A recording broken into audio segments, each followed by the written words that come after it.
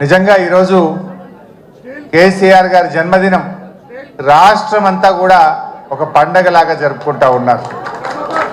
కేసీఆర్ అంటే ఒక వ్యక్తి కాదు, కేసీఆర్ అంటే ఒక నాయకుడు కాదు, కేసీఆర్ అంటే 4 కోట్ల ప్రజల భావోద్వేగం. 1954లో మన కేసీఆర్ గారు పుట్టారు.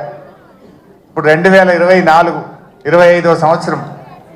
అంటే కేసీఆర్ గారు పుట్టిన 2 ఏళ్లకే ఉన్న తెలంగాణను ఆంధ్రలో కలిపింది ఆనాటి కాంగ్రెస్ పార్టీ. 1969లో మలిదశ తెలంగాణ ఉద్యమం వచ్చినాడు కేసీఆర్ గారి వయసు 15 సంవత్సరాలు. 15 సంవత్సరాల వయసులో ఆనాడు 69 తెలంగాణ ఉద్యమంలో పాల్గొని జై తెలంగాణ అని పోరాడిన నాయకుడు కేసీఆర్. ఆ తర్వాత తెలంగాణ ప్రాంత నాయకులు ఇష్టమున్నా లేకపోయినా ఆ ఆంధ్ర పాలకుల పార్టీల చేతుల్లో వీళ్ళందరూ కూడా పనిచేస్తూ వచ్చారు. కేసీఆర్ గారు కూడా తెలుగుదేశంలో పనిచేశారు. ఎప్పటికప్పుడు తెలంగాణ కోసం పార్టీలో ఉంటూనే మాట్లాడుతూ వచ్చారు.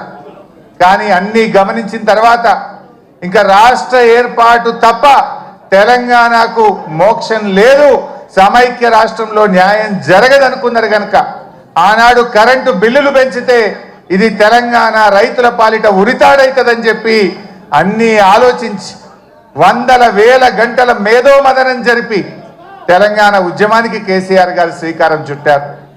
కానీ ఆ రోజు ఒక అపవాదం ఉండేది. ఎవరు జై తెలంగాణ అన్నా పదవి కోసమే జై తెలంగాణ అంటున్నారని. 69కి 2001 మధ్య అనేక మంది నాయకులు జై తెలంగాణ అని ఉద్యమాన్ని ప్రారంభించుడు, పదవి రాగానే మధ్యలో వదిలిపెట్టుడు. దానివల్ల ప్రజల్లో ఒక అపనమ్మకం, ఎవరైనా పదవి కోసమే చేస్తారు అనేటువంటి ఒక అపనమ్మకం ఏర్పడ్డది. ఆ అపవాదును తొలగించడానికి ఆనాడు 3 పదవులను గడ్డిపోచలాగా త్యజించి తెలంగాణ ఉద్యమాన్ని ప్రారంభించాడు.